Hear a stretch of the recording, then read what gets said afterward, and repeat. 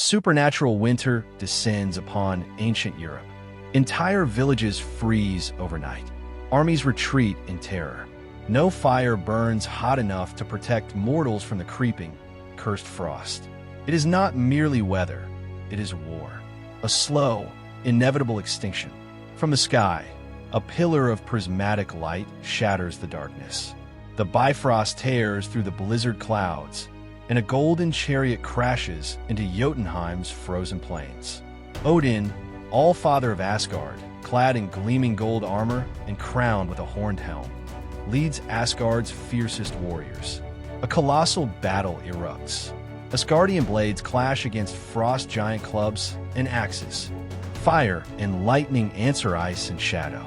Giants summon frozen spikes from the ground, while Asgardians retaliate with arcane energy and divine strength.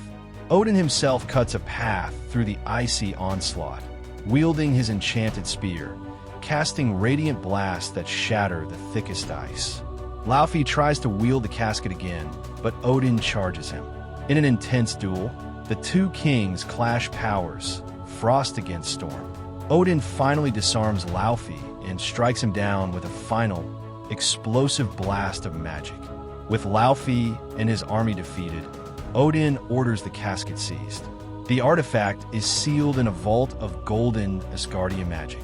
The remaining frost giants retreat into the icy shadows, beaten but not destroyed. The Asgardians return home in triumph through the Bifrost. We then cut to a sweeping shot of Asgard in all its golden glory, timeless and radiant in the stars. Sets the stage for the story yet to unfold.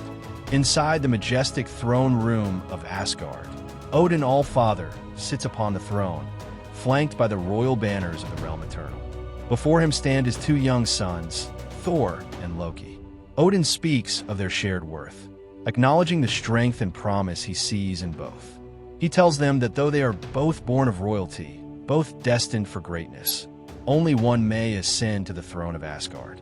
His words are not unkind, but firm. The future of the realm will one day rest on the shoulders of a single king. As Odin's voice echoes into silence, the scene shifts into a montage. Thor spars with Odin in the palace courtyard. He is fierce, impatient, and headstrong, lunging with untamed vigor. Odin blocks and counters, teaching Thor discipline with every strike and parry. Thor sweats, bleeds, learns. His path is through strength, valor, and the glory of combat. In contrast, Loki stands in a secluded chamber lined with runes and tomes. By his side is Frigga, the queen and mistress of the arcane. She gently guides his hand through intricate sigils of green magic, teaching him illusion, manipulation, and the quiet power of the mind. Loki watches her carefully, absorbing not just knowledge but her grace, her patience, her subtlety. Through these scenes, their differing natures emerge. Thor, the warrior son chasing honor and his father's approval. Loki, the clever shadow seeking mastery and comfort in his mother's world.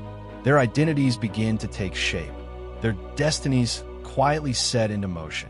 In the present day, inside the palace, the Great Hall is alive with celebration. Asgardian nobility, warriors, and dignitaries fill the vast chamber, dressed in elaborate ceremonial armor and robes. Trumpets sound, and the banners of the royal house hang high above the throne. At the center of it all stands Thor, now a fully grown warrior prince. Today is the day he will be formally named crowned king, heir to the throne of Asgard. He stands before the throne with his head held high, beaming with confidence. Odin watches him solemnly, staff in hand, ready to bestow the honor. Among the crowd, Loki stands apart. He watches his brother with a forced smile. His eyes, however, betray his true feelings, a storm of envy and quiet bitterness. Though he applauds with the rest, his gaze lingers on Odin, not just with longing, but with questions unspoken. Odin raises his hand to begin the proclamation. The room hushes, anticipation building like a held breath. But suddenly, his expression shifts. A subtle change in his posture, a furrow in his brow. His one eye scans the air, focused, alert. The Allfather senses something wrong. The celebration freezes in place. Odin holds up his hand. A dark presence has breached the sacred walls of Asgard. Before the ceremonial words can leave his lips, Odin knows there are intruders in the palace, and the crowning of Thor will have to wait. Deep beneath the palace of Asgard, in a vast, shadowed chamber reinforced with powerful enchantments and guarded by ancient Asgardian seals, lies the Vault of Treasures, a sanctuary for the realm's most dangerous relics. The golden light flickers uneasily as three frost giants, cloaked in darkness and frost, emerge from a hidden portal, having somehow slipped past Asgard's defenses. Their skin glistens with ice, and their crimson eyes gleam with purpose as they move swiftly, silently, toward their prize. The casket of ancient winters, locked within its pedestal of shimmering gold and magic. One of them reaches out with frost-covered fingers, already drawing upon its freezing aura.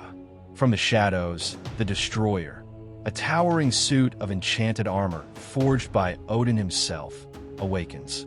Its faceplate retracts, revealing a blinding core of white-hot energy. With a blast of searing power, it unleashes a torrent of fire, vaporizing one frost giant instantly. The others try to flee or fight, but the Destroyer is relentless. Within seconds, all three intruders are burned, crushed, and destroyed, their icy remains shattering across the floor. The vault returns to silence. The casket remains untouched. Shortly after, Odin arrives in the vault, flanked by Thor and Loki. The scorched corpses of the frost giants lie at the feet of the still simmering Destroyer. Odin studies the scene grimly, troubled by how close the enemies of Asgard had come to reclaiming such a powerful relic. Thor, furious and indignant, turns to his father. The violation of Asgard's most sacred halls, the near theft of a relic that once threatened the Nine Realms. To him, it is an act of war. With fire in his voice and eyes, Thor declares that they must strike back, that Jotunheim must be punished for this transgression. He insists that Asgard show its strength, just as Odin did in the past when Laufey first sought to dominate the realms. But Odin, calm and commanding, stands firm. He speaks not with fear, but with wisdom. He refuses to reignite a war that once claimed countless lives. He reminds Thor that to rule is not only to wield power, but to know when not to use it. Thor presses on, proclaiming that if he were king, he would lead their armies without hesitation. He would not allow such an affront to go unanswered. But Odin's voice rises, cutting through the chamber like thunder. You are not king, not yet. Silence falls again. Thor's defiance meets the immovable will of the Allfather. Odin orders him. There will be no attack, no march to Jotunheim. The matter is closed. After the confrontation in the vault, Thor withdraws from the throne room, his pride wounded and his rage still simmering. He finds himself alone in one of Asgard's great halls, sitting at a long, empty feast table. The gold platters and goblets before him go untouched, his thoughts consumed not with hunger, but with the injustice he feels has been dealt to him. He was prepared to be named king, prepared to act decisively against their enemies. And yet Odin had denied him both. From the shadows, Loki approaches. His voice is soft, almost sympathetic, as he sits beside his brother. He comforts Thor over not becoming king of Asgard as he had hoped, speaking as though he understands his frustration better than anyone. Gently, he tells Thor that he was right to be angered by what happened, right to think that such an incursion cannot go unanswered. His words drip with reason and subtle persuasion. Loki plants the seed. If they do nothing, they show weakness. If they confront King Laufey directly in Jotunheim, they send a message of Asgard's strength. He insists this is Thor's idea, not his own, but slyly notes that such a course of action would mean defying Odin's direct orders. Thor listens, the temptation of glory outweighing caution. As they speak, Sif and the Warriors Three enter the hall. Volstagg immediately notices the overturned dinner table and scattered food, his face twisting in horror at the waste. Thor rises to his feet, no longer brooding but resolute. and announces his intent. They are going to Jotunheim. He will lead them to victory over the frost giants for their crimes. The group exchanges uneasy glances. They know the frost giants are not to be underestimated. Their power and ferocity feared across the 9 realms. Sif warns him of the danger. Hogun and Fandral question the wisdom of such a reckless move. But Thor is unshaken. He reminds them of their past triumphs, the impossible foes they have already defeated together. He speaks of honor, of vengeance, and of defending Asgard's legacy. Slowly, their doubt gives way to determination. By the end, all stand with him. The companions make their way through the shining streets of Asgard toward the Bifrost Bridge, its rainbow light stretching toward infinity. There, they approach Baldur, the guardian on duty, seeking his permission to open the bridge and grant them passage into the frozen realm of Jotunheim. The Bifrost deposits Thor and his companions into a world of ruin and shadow. Thor leads the way, Mjolnir in hand, striding without hesitation toward the chambers of King Laufey. The others follow, wary of the silence that hangs over the land. Inside the massive ice hall, Laufey sits upon his frozen throne, his crimson eyes glinting in the gloom. Laufey's voice rumbles through the chamber, cold and deep. He warns them to leave while they still can, to walk away while he allows them the mercy. But Thor steps forward, his voice hard and unyielding, demanding to know how the frost giants breached Odin's vault to attempt the theft of the casket of ancient winters. Laufey's gaze sharpens, but before he can answer, the shadows around them stir. Dozens of frost giants emerge from the darkness, surrounding the 6 Asgardians with weapons drawn. Still, Laufey offers them one final chance to depart peacefully. Loki steps between the 2 kings, his voice smooth, urging Thor to accept the offer. But as they walk away, one frost giant spits an insult at Thor, mocking his courage, his honor. Thor's eyes narrow. Without hesitation, he whirls Mjolnir and hurls himself into the nearest frost giant with explosive force. Ice and snow erupt, and the peace is shattered. The hall descends into chaos. Steel clashes with ice as the warriors Three and Sif fight desperately against their towering foes. Loki, darting between attackers, suddenly recoils when a frost giant's hand grips his arm. But instead of freezing to death as a mortal would, his skin briefly turns the same icy blue as theirs. Shock flickers in his eyes, though he hides it quickly and presses on. Thor, meanwhile, is reveling in the fight, laughing as Mjolnir sends enemies flying. But the tide turns when Fandral is struck down by a massive blow. Blood seeps into the snow, and he cries out to Thor to fall back while they still have a chance to escape. Thor refuses. He orders the others to retreat to the Bifrost, declaring he will hold the frost giants off alone. Reluctantly, they obey, dragging Fandral to safety while Thor unleashes the storm. Calling upon the full fury of Mjolnir, Thor slams it into the ground with devastating force. The earth cracks, ice shards explode outward, and a shockwave ripples through the battlefield, obliterating hundreds of frost giants in a single strike. Yet victory is fleeting. The survivors regroup, and soon Laufey's entire army surrounds Thor and his companions, driving them to the edge of sheer cliff. The Asgardians brace themselves, outnumbered and trapped, with nowhere to go. And then, a blinding light pierces the blizzard. The Bifrost opens once more, and through it charges Odin, astride his 8-legged steed, Sleipnir. Thor, still flushed from battle, calls to his father to join him, to fight by his side and crush the frost giants here and now.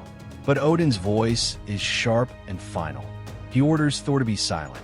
The All-Father turns to Laufey, his tone heavy with authority, offering an apology for the intrusion and an attempt to restore the fragile peace. But Laufey's face twists in contempt. He declares that reason has no place between their peoples anymore, that this act marks the start of war between Jotunheim and Asgard. In a sudden burst of motion, Laufey lunges, his weapon aimed for Odin's heart. But Odin reacts with the speed of a god, unleashing a blast of golden energy that sends Laufey crashing backward across the ice. Without another word, Odin summons the Bifrost. In a flash of blinding light, he and the Asgardians are torn away from Jotunheim, carried back to the safety and judgment of Asgard. Back in the Bifrost Bridge, Odin sits rigid in his saddle, his jaw clenched, his single eye burning with controlled fury. Behind him, Sif and the warriors three stumble from the beam's light, supporting the badly wounded Fandral, whose armor is cracked and bloodied from the battle. Odin wastes no time. His voice is sharp and commanding as he orders the warriors three to take Fandral to the healing room immediately. They obey, without question, hurrying away down the bridge. This leaves Odin alone with Thor and Loki. Odin turns to his eldest son, and the air between them crackles with tension. His voice rises, not as the All-Father, but as an enraged father, accusing Thor of dragging Asgard back into a war they had fought hard to end. His words cut deep. Thor is not fit to be king. Thor defends himself, insisting he acted to protect Asgard's honor. But Odin sees only arrogance, recklessness, and a hunger for battle that blinds him to wisdom. Loki steps in, attempting to calm his father, speaking with measured words. But Odin silences him with a sharp command, his patience already fraying. Odin's judgment comes swift and absolute. He raises his spear Gungnir, his voice carrying the weight of ancient power. Thor's armor peels away in shards of light, his cape dissolving into nothing. The lightning sigils on his chest fade, leaving him vulnerable and stripped of divine strength. With grim finality, Odin casts Thor from the bridge, his words echoing across the void. A swirling vortex opens beneath Thor, pulling him toward Midgard. Odin holds Mjolnir aloft, speaking the enchantment that will define his son's fate. Whosoever holds this hammer, if he be worthy, shall possess the power of Thor. The hammer is hurled into the vortex after its master, disappearing into the rift. Odin stands frozen for a long moment, his face betraying a storm of conflicting emotions, shock, rage, and regret wrestling within him. His breathing is heavy. This is a sentence he did not pass lightly. Loki steps closer, his voice low, trying to persuade his father to undo what has been done. But Odin's reply is cold and measured, revealing the growing distance between them. He tells Loki that Thor's banishment is deserved, that only through hardship will he learn humility. Odin then turns away, saying he must repair the damage both Thor and Loki have caused with the frost giants. In Oklahoma, a roaring wormhole tears open in the darkened sky over a barren stretch of land. Thor's body hurtles through it, tumbling violently before crashing into the dusty earth. He lies there unconscious, battered, and stripped of his power, a god fallen from the heavens. Thor is now awake in the dome. His eyes flutter open, his breaths labored as he struggles to orient himself in this strange, unfamiliar place.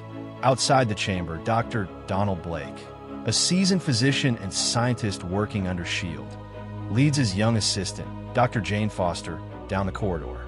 Blake's tone is clinical, pragmatic, as he briefs her on the patient. A man found unconscious after a strange atmospheric disturbance, unusually resilient to injury, his recovery almost unnatural. They enter the room together. Thor shifts, his voice hoarse as he demands to know where he is. Confusion quickly gives way to aggression, his pride and frustration boiling over as he tries to rise. Donald and Jane attempt to calm him, explaining that in light of the world's growing dangers, alien sightings, and mysterious powers, S.H.I.E.L.D. has shifted its focus toward creating new heroes. To them, Thor is not a fallen god, but a potential test subject. Thor snaps back, his voice filled with conviction. He insists he is no delusion, no experiment. He declares himself the god of thunder, son of Odin, and demands his hammer, Mjolnir. He must reclaim it, for without it, he is incomplete. Donald, unimpressed, tries to dismiss him. He mutters to Jane that Thor is likely just another lunatic, a man detached from reality. He suggests she step away and leave him be. But Jane lingers, captivated by the stranger's passion and presence, her curiosity pulling her closer rather than driving her off. Before their exchange can go further, S.H.I.E.L.D. agent Clay Quartermain begins his questioning, his voice calm but edged with authority. He presses Thor for answers: who he is, where he came from, what connection he has to the strange hammer shield has recovered. Thor remains silent, staring back with cold defiance, refusing to indulge him. Quartermain eventually leans forward, his words cutting through the silence. He warns Thor that sooner or later, S.H.I.E.L.D. always gets what it wants. Their methods are thorough, and their reach extends far beyond what any man or god can endure. Meanwhile, in Asgard, Odin confides in Frigga about his decision to banish Thor to Midgard. Frigga pleads with him to reverse the sentence, but Odin stands firm, insisting this punishment is necessary if Thor is ever to grow beyond the arrogance and immaturity he has displayed. Frigga reminds him of how much Thor resembles Odin in his own youth, a remark that strikes him with a flicker of regret and quiet shame. Still, he reaffirms his judgment and departs to begin preparing for the looming war, while Frigga lingers behind, gazing into the distance with deep concern for her exiled son. Elsewhere, within one of Asgard's great halls, Loki listens as Volstagg argues with the others about their part in Thor's reckless vengeance, lamenting that they should never have gone along with his plan. The rest of the warriors three acknowledge, however, that nothing could have dissuaded Thor once he resolved to strike against the frost giants, and that it was his decision which led to his banishment. Fandral remarks that they should at least be grateful Thor was only banished and not slain, reminding them they would not have survived at all had the Einherjar Guard not warned Odin of their intent. Volstagg then questions how the Guard even knew of their journey in the first place, turning the suspicion on himself and still wrestling with the truth of his heritage after Jotunheim. Loki admits without remorse that it was he who informed the Guard of their plans. When Sif urges him to appeal to Odin on Thor's behalf, Loki coldly refuses, insisting that Thor had already proven himself a reckless and unworthy leader, not the king Asgard needs. With that, he storms out, leaving the others unsettled by both his words and his actions. Still haunted by the shocking revelation he had experienced during the battle against the frost giants, when their touch, which had burned and harmed Volstagg, left him unscathed but instead turned his skin an icy shade of blue, Loki resolved to uncover the truth. Driven by suspicion, he slipped into Odin's vault, where he found the casket of ancient winters, the formidable weapon once wielded by the frost giants, seized by Asgard during their victory in the ancient battle of Jotunheim. When Loki placed his hands upon the relic, his skin again shifted to the same blue hue, his features taking on the chilling appearance of a frost giant. The transformation confirmed his darkest fears. At that moment, Odin entered the vault, commanding Loki to release the artifact. Distraught, tears in his eyes, Loki refused and demanded the truth, demanded to know who he really was. His voice trembling with accusation, Loki asked if the casket was truly the only thing Odin had taken from Jotunheim. Finally, Odin relented and admitted the truth. He had found Loki abandoned as an infant after the war and had brought him back to Asgard. Shocked and horrified, Loki pressed further, questioning why Odin would take him in after slaughtering so many of his kind. Odin explained that Loki had been an innocent child and he had saved him. But Loki rejected this explanation, demanding the true reason for his adoption. Odin then revealed that he had once believed Loki's presence in Asgard might forge an alliance between the Nine Realms and secure lasting peace. But now, with war reignited, that hope was all but gone. With bitterness and anguish, Loki asked if he was nothing more than a monster, another stolen relic Odin had locked away in his vault until he might be useful. He raged that it was now clear why Odin had always favored Thor, accusing him of using him as a mere pawn for his political ambitions. As the confrontation escalated, Odin, weakened and overwhelmed by stress, faltered. His body gave way under the strain, and he collapsed as Loki, still crying out in anger, stood over him.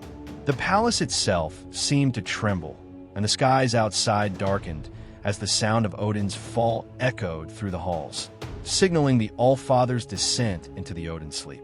Realizing what had happened, Loki rushed to his father's side in shock and fear, calling out for the guards to help as Odin lay motionless on the steps. In the aftermath, it is revealed that the S.H.I.E.L.D. science team within the dome has conducted extensive experiments and tests on Thor, each designed to measure the true nature of his physiology and abilities. Their findings conclude that he is far beyond just a man. With this in mind, the agents decide to put him through a practical trial, tasking him with confronting the supervillain Grey Gargoyle as a means of proving once and for all whether he truly is a god. Thor, full of confidence, immediately boasts of how simple the challenge will be, claiming that he has battled frost giants 10 times more powerful than this supposed foe. Donald Blake steps in to brief Thor on the man behind the villain, explaining how Paul Duval, a once ordinary man, became transformed into the Grey Gargoyle. When Thor finally confronts him, Paul remains calm and collected, even inviting Thor to take his best shot. The fight begins swiftly, yet Thor quickly discovers he has underestimated his opponent. Relying too heavily on his arrogance and bravado rather than humility or wisdom, Thor is overpowered. The Grey Gargoyle dismantles his efforts with ease, turning Thor's self-assurance against him. As the battle escalates, Thor suffers a severe beating, his pride proving to be his greatest weakness. Watching from the sidelines, Jane Foster becomes increasingly alarmed by the sight of Thor being pummeled. Overcome with concern, she cries out for the fight to stop, declaring that the test has gone too far. Responding to her protest, the S.H.I.E.L.D. agents intervene, subduing Paul Duval and restoring him to custody, his role in the trial complete. Thor, however, does not emerge unscathed. Defeat weighs heavily upon him, planting deep seeds of doubt within his heart. He begins to question whether he truly is the god of thunder destined to wield Mjolnir, or if he is, after all, nothing more than a man. With Odin having fallen into the Odin sleep and rendered temporarily comatose, Loki remained at his father's bedside alongside Frigga. Still shaken by the revelation of his true parentage, he pressed his mother with further questions about his heritage, desperate to understand why the truth of him being the son of Laufey and part frost giant had been concealed from him for so many years. Frigga, calm and nurturing, explained that they had never wished for him to feel different, insisting that he had always been their son regardless of his origins. In these conversations with her, Loki appeared more at ease, allowing a glimpse of his vulnerable, genuine self in the comforting presence of his mother. At last, Frigga presented Loki with Gungnir, Odin's spear, declaring that until Odin awoke, he was to be king of Asgard. Loki's face betrayed his inner conflict. He hesitated, weighed down with guilt and doubt, believing himself unworthy of such a role, especially after suspecting that his actions had driven Odin into the Odin sleep. His reluctance revealed the truth. He had never truly desired the throne and understood in his heart that he was not meant for it. Yet, with Frigga's gentle persuasion and reassurance, Loki finally accepted the burden. Though reluctant, he took the spear, and with it, the throne, becoming, for the first time, king of Asgard. Having taken the throne in Odin's absence, Loki reveled in the immense power now placed in his hands, seated proudly within the royal palace as he contemplated how best to secure his rule over the 9 realms for as long as possible. While he sat in command, he was approached by the warriors Three and Lady Sif, who were immediately taken aback by Odin's sudden disappearance and Loki's elevation to king. Loki, unmoved by their shock, declared that any concerns they carried must now be addressed to him, as he alone ruled in Odin's stead. Though reluctant, the warriors acknowledged their new sovereign and cautiously put forth their request that Thor's banishment be lifted. Loki flatly refused, insisting that his very first act as king could not be to overturn his father's final decree. He further argued that Asgard required stability and consistency now more than ever, with war against Jotunheim looming. When Volstagg began to press the issue, Loki sternly ordered them to leave. As Sif burned with the urge to lash out, Fandral quickly restrained her, pulling her away before she could defy or confront King Loki through violence. After undergoing numerous experimental tests within the dome, Thor eventually shared a quieter, more personal conversation with Donald Blake. During this exchange, Donald revealed to Thor that he came from a Norwegian background, which gave him a deeper familiarity with Norse mythology than anyone else working in the lab. He explained how, from the perspective of Earth, the Norse gods were regarded as ancient figures of legend, their stories passed down through time as myths. To mankind, they had long since become symbols of respect, seen not merely as warriors but as benevolent guardians and peacekeepers of the Nine Realms. Hearing this, Thor was reminded of the legacy he and his people once held on Midgard, and for the first time, he began to reflect with genuine remorse and regret over his reckless behavior in the days since his arrival. Yet, despite everything, Donald offered him the benefit of the doubt, admitting that if Thor truly was who he claimed to be, the god of thunder, then he should prove it not through defiance, but through restraint. Donald asked that Thor cause no more disturbances within the dome, especially when it came to Jane Foster. With a measure of humility, Thor agrees. After Donald stepped away for a brief moment, Loki appeared suddenly and mysteriously before Thor. Taken aback by his brother's unexpected arrival, Thor immediately questioned him about the situation in Jotunheim and demanded to speak with their father. Loki, however, delivered devastating news. He claimed that Odin had died, the strain of recent events having proven too great. In Odin's absence, Loki explained, he had been named the new king of Asgard. Struggling to process this, Thor asked if he could return home, but Loki firmly denied him. He insisted that Thor must remain on Midgard, as allowing him to come back would disrupt the fragile peace that had been struck with King Laufey and the Frost Giants, who were still eager for war.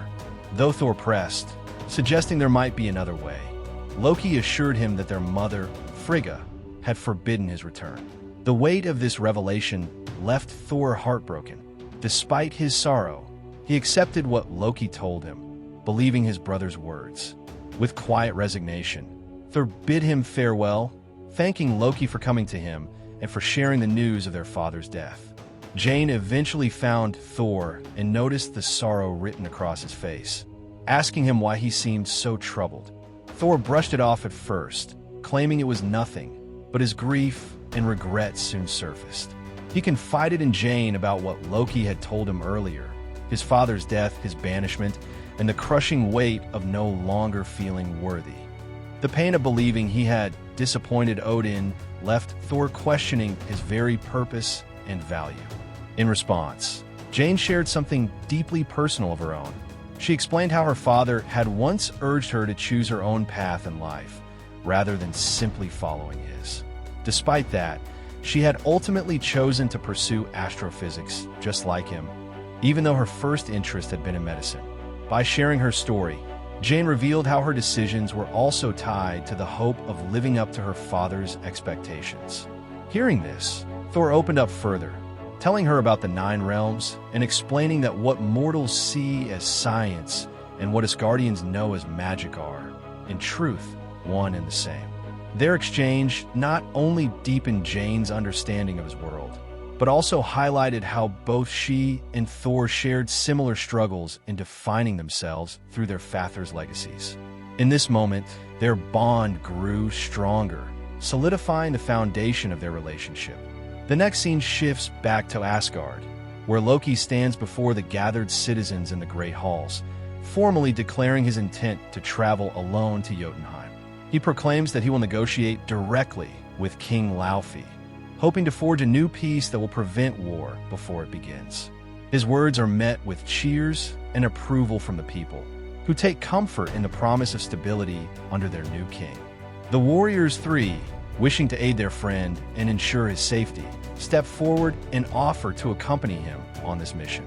But Loki, with quiet firmness, refuses their assistance, insisting that this is a task he must undertake alone. With the people's faith behind him, he departs through the Bifrost.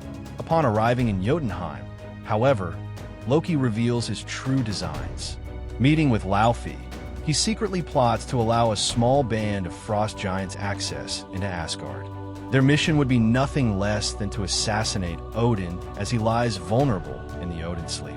In exchange, Loki promises to return the casket of ancient winters to them once the deed is done. When Loki later returns to Asgard, Balder confronts him with his own unease, noting that he had been unable to sense Loki's presence while he was supposedly on Jotunheim. Loki, without hesitation, reaffirms his authority as king. Though Balder bows and solemnly accepts his word, his doubt remains. Not long after, Loki reconvenes with his closest allies, announcing triumphantly that peace has been secured with Jotunheim and that Asgard is now safe from the threat of war. The warriors Three and Sif, though outwardly respectful, put on a mask of gratitude, thanking their king for his tireless efforts. Yet behind their words, suspicion lingers.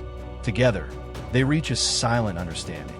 If Asgard is to survive Loki's rule, they must bring Thor back.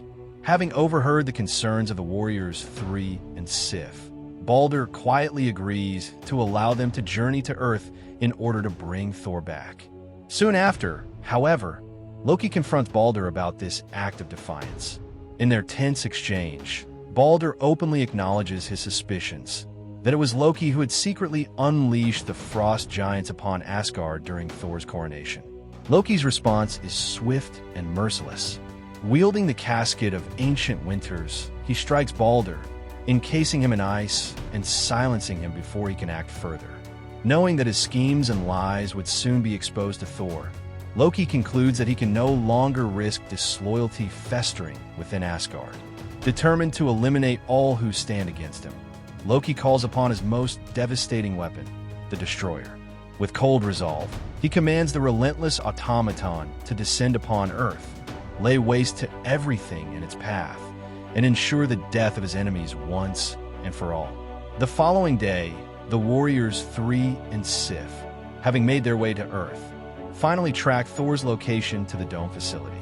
They infiltrate the compound, clashing with the S.H.I.E.L.D. agents stationed there before reaching the chamber where Thor is confined. Inside, Thor is stunned to see his friends standing before him. Quickly, he urges them to stop their assault, ordering them not to fight. At that moment, Clay Quatermain steps into the room, visibly unsettled by the sudden appearance of the Asgardian warriors. Thor appeals to him directly, asking him to stand down and place his trust in him. He insists that Quatermain release him so that he might reunite with his allies. Quatermain hesitates, torn between duty and doubt, until Donald and Jane exchange a firm, insistent look that convinces him. Reluctantly, Quatermain complies and unlocks Thor's restraints. Overcome with joy, Thor rushes forward and embraces his friends, his relief and happiness radiating through the room. Quatermain, Donald, and Jane watch in stunned silence, realizing with awe that the Asgardians' presence validates everything Thor had claimed. Though elated to be reunited, Thor quickly tempers the moment. He sorrowfully tells them that they should not have come for him, confessing that he believes Odin has died because of his actions. He insists he must remain on Earth to preserve the fragile peace with Jotunheim. But his friends counter this claim, revealing the shocking truth. Odin still lives, while Loki has seized the throne and betrayed Asgard by allowing the frost giants entry into their realm. Crushed by the revelation and burdened with heavy emotion, Thor and his companions step outside, only to see another wormhole rip open in the distance. From within, they realize Loki has unleashed his forces upon them. Emerging from the portal is the fearsome Destroyer, sent to Oklahoma with one purpose: to annihilate them all. Hogun, eager for battle, expressed excitement at the chance to fight alongside Thor again. But Thor, filled with humility, reminded them that he was now only human. Instead of joining the fight, he swore to focus on saving lives, vowing to lead the townspeople to safety. As Thor organized the evacuation with his friends, the warriors Three and Sif steeled themselves, preparing their strategy to confront the monstrous foe. The Destroyer advanced without mercy, tearing through buildings and unleashing devastation. Its blast hurled the warriors Three backward with sheer force. Sif struck boldly, driving her sword deep into the machine's body, and for a moment it seemed defeated, until the construct effortlessly twisted and reconfigured its armored form. Turning on Sif, it retaliated with overwhelming power, nearly ending her life. Unstoppable, the destroyer pressed on, releasing blinding beams of energy and massive explosions that left the town in ruin and almost claimed Volstagg as its next victim. Seeing his friends faltering, Thor rushed to Sif's side, urging her to fall back and live to fight another day. The Warriors Three, battered and exhausted, struggled to rise after the relentless assault. Recognizing the dire situation, Thor commanded them all to retreat. Despite his mortal state, he reassured them that he had a plan, a final act that could turn the tide. As the battle raged on, Hogun carried the wounded Volstagg to safety, leaving Thor to face the towering destroyer alone. Summoning his courage, Thor stepped forward and addressed the construct, knowing Loki was watching and listening through it. With sincerity in his voice, Thor admitted his regret for any wrong he had done to his brother, pleading for forgiveness. He begged Loki to spare the innocent townspeople, offering his own life in exchange for their protection. For a moment, it seemed as though Loki had relented. The destroyer paused, turned its massive frame, and began to withdraw, as though returning to the portal from which it came. Thor exhaled in relief, believing he had reached his brother's heart. But in a sudden act of betrayal, Loki commanded the destroyer to lash out, striking Thor across the face with overwhelming force. The blow hurled him through the air, bones breaking under the immense impact, before he crashed violently to the ground. Thor lay sprawled on his back, his body broken and failing. Jane Foster rushed to his side, kneeling beside him in desperation. She tried to help him, cradling him as he struggled to speak. With fading strength, Thor expressed joy in knowing that he had saved her, whispering his relief before closing his eyes and succumbing to his mortal wounds. His friends and allies looked on in grief, mourning the death of the god of thunder. The destroyer, its task seemingly complete, turned and began to leave. But destiny had other plans. Across the desert, at the Shield Crater investigation site, Mjolnir stirred. The hammer, bound to Thor's worthiness, sensed his ultimate act of selflessness. With unstoppable force, it tore through the skies, streaking straight into Thor's outstretched hand. A surge of lightning erupted upon impact, coursing through his body, resurrecting him and restoring his divine power. In a brilliant flash, Thor stood renewed, clad once more in his full Asgardian armor, the mighty hammer in his grasp. No longer mortal, he rose to face the destroyer.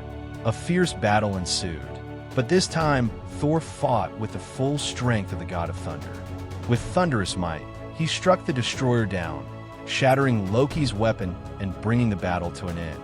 As the dust settled, Jane and Donald stood in awe, marveling at the sight of Thor reborn, worthy once more, triumphant against impossible odds. Meanwhile, Loki carried out his plan by bringing Laufey and his frost giants into Asgard. Unlike before, their arrival was not quiet or contained. Their forces spread throughout the shining city, unleashing chaos and destruction upon the people. Streets once filled with light and order were now consumed by fire and frost as the frost giants wreaked havoc, forcing the guards and citizens into a desperate struggle. The devastation served as the perfect distraction, allowing Laufey, accompanied by a small band of his warriors, to move stealthily through the shadows. Guided by Loki's manipulations, they slipped past the main defenses and made their way toward the chamber of Odin himself. At the same time, on Earth, Thor realized what was happening and turned to Balder, demanding that the Bifrost be opened so he could return home. Yet there was no answer. Balder, left frozen and bound by the icy power of the casket of ancient winters. For a time, he remained trapped, powerless to respond. But with sheer will and strength, Balder eventually shattered his icy bonds and, regaining control, opened the Bifrost. With the way home restored, Thor turned to Jane and Donald. Though his heart was heavy, he spoke his farewell to them, knowing his duty lay in Asgard. Leaving Earth behind, Thor crossed the Rainbow Bridge with Sif and the Warriors 3 at his side. Their return was met with chaos. Together with Balder, they rushed into battle against the frost giants who now plagued Asgard streets, clashing with them in a brutal struggle to defend their home. Amidst the frenzy, Thor separated from his companions, his mind set on only one goal: to find Loki and put an end to his treachery once and for all. Laufey finally reached Odin's chambers, but to his surprise, the room appeared deserted. He stepped cautiously toward Odin's resting form, only to be caught off guard when shimmering illusions dissolved around him. Frigga revealed herself through stealth magic, ensnaring him with a spell that momentarily immobilized his massive frame. With fierce resolve, Frigga unleashed her power, wielding intricate sorcery that combined both defensive wards and sharp offensive strikes. She stood as more than a queen. She was the high sorceress of Asgard, determined to protect her husband at any cost. For a brief moment, she held her ground against the king of Jotunheim, her spells flashing brightly against the chamber walls. But Laufey's brute strength soon overwhelmed her magic. With a crushing blow, he broke free of her spells, struck her down, and hurled her aside with brutal force, leaving her unconscious. As Laufey loomed over Odin, preparing to end his life, Loki revealed his hand. In a shocking betrayal, he struck down his own kin, killing Laufey where he stood. Turning to the injured Frigga, Loki twisted the truth, claiming that the Frost Giants had violated the sacred peace treaty, and under that pretense, declared his right to wield the full power of the Bifrost to obliterate Jotunheim forever. At that moment, Thor arrived, only to discover the truth of Loki's scheme. Frigga, horrified by her son's treachery, looked on helplessly. Realizing Thor's interference threatened his plan, Loki unleashed a blast from his spear, hurling his brother through the chamber wall. Without hesitation, Loki seized the sword key and raced to the Bifrost. There, he prepared to channel its destructive power to annihilate Jotunheim, as Thor staggered to his feet and gave chase, determined to stop him. Loki's betrayal of Thor is made clearer in their final confrontation. While Loki does love his brother, his feelings are tangled with resentment, envy, and a deep-seated fear. At times, he has been genuinely afraid of Thor, the impulsive, hot-headed warmonger who often acts before thinking. Ironically, this very recklessness is what Loki himself will one day embody. During their battle, Loki's words cut deeper than ever before. He insists that Thor still doesn't understand. Growing up, Loki never sought the throne. What he truly wanted was to stand as Thor's equal. If the only way to achieve that is through this clash, then so be it. The brothers fight with ferocity until Thor makes the fateful choice to destroy the Bifrost Bridge itself, halting Loki's attempt to annihilate Jotunheim and saving it from destruction. In the aftermath, Odin awakens in time to prevent both of his sons from plunging into the abyss. Dangling over the void, Loki finally bares his heart, confessing that all of this was done to prove himself worthy in his father's eyes. Odin, however, rejects the justification, telling him that his actions were unforgivable. Loki had not only betrayed him, but also tried to murder his own brother, betraying them all. Thor, stricken with grief, watches helplessly as Loki, devastated by the rejection, loosens his grip and lets himself fall into the abyss, vanishing into the wormhole. As Asgard is slowly reclaimed, Sif, Balder, the Warriors 3, and the Asgardian forces rally together to drive back the remnants of chaos. The Golden City begins to restore itself to a sense of order, though the wounds of battle are still fresh. On the surface, it seems that all is returning to normal. Yet beneath the calm lies a deep sorrow that weighs heavily on its rulers. Within the palace, Odin stands somber and weary, his heart burdened by grief. He confides in Frigga, admitting that he never intended for things to end this way, nor for Loki to be lost to them. There's a quiet sorrow in his voice as he reveals the regret that haunts him. Regret for the choices that led his son down a dark path, and regret for never showing Loki the approval he secretly carried in his heart. Frigga, mourning just as deeply, moves to comfort her husband. With gentleness, she consoles him, reminding Odin that his faults are not the only reason for their loss. She reassures him that Thor and Asgard need his strength now more than ever. Through her words, she makes clear what Odin himself struggles to say, that despite Loki's betrayal, he was still their son, and in his own way, Odin would have been proud to call him so. Meanwhile, Thor stands apart, gazing out over the shattered remnants of the Bifrost Bridge. His grief is quiet, but palpable, as he mourns the loss of his brother. Beside him, Sif offers silent companionship, her presence a steady anchor as Thor's eyes linger on the horizon. Though sorrow clouds his heart, there is also a flicker of hope. Hope that despite all that has been broken, a brighter future may still be possible for him and for Asgard. Nick Fury steps through heavy blast doors, the echo of his boots cutting across the sterile floor. Beside him walks Agent Clay Quartermain, holding a data pad, his posture sharp and military, though the weight of recent events lingers in his expression. They pause before a massive holographic table displaying tactical feeds, footage of Thor's banishment and the Destroyer's rampage. Quartermain swipes through the files, presenting battle assessments and casualty reports. Fury studies the images, his single eye narrowing as the screen flickers between gods, monsters, and technology far beyond human reach.